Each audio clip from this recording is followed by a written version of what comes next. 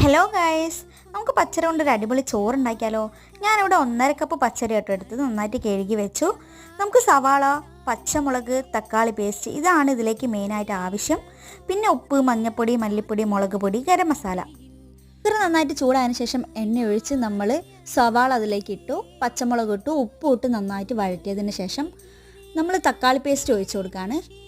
അതിൻ്റെ പച്ചച്ചോയ മാറുന്നവരെ ഇളക്കി കൊടുത്തതിന് ശേഷം മഞ്ഞൾപ്പൊടി, മുളക് പൊടി, മല്ലിപ്പൊടിയൊക്കെ ചേർത്ത് കൊടുക്കുക. നിങ്ങൾക്ക് എത്രയാണോ ആവശ്യം അതിനനുസരിച്ച് ഇട്ട് കൊടുക്കുക.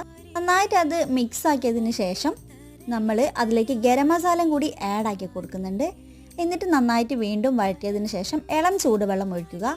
ഈ സമയത്ത് നിങ്ങൾക്ക് ഉപ്പ് എത്ര വേണമെന്ന് ചേർക്കുക. നിങ്ങൾ എത്ര അരിയാണോ എടുത്തത് അതിൻ്റെ ഇരട്ടി വെള്ളം എടുക്കണം. നമ്മൾ അതിലേക്ക് പച്ചരി ഇട്ട് കൊടുത്തതിന് ശേഷം നമ്മൾ ഒരു വിസിൽ വരുന്നവരെ അടിക്കുക. നല്ല അടിപൊളി ചോറാണ് ഗൈസ്. നിങ്ങൾ ട്രൈ ചെയ്ത് നോക്കിയിട്ട് കമൻറ്റ് ചെയ്യുക. അപ്പോൾ അത്രയേ ഉള്ളൂ. Tata bye bye.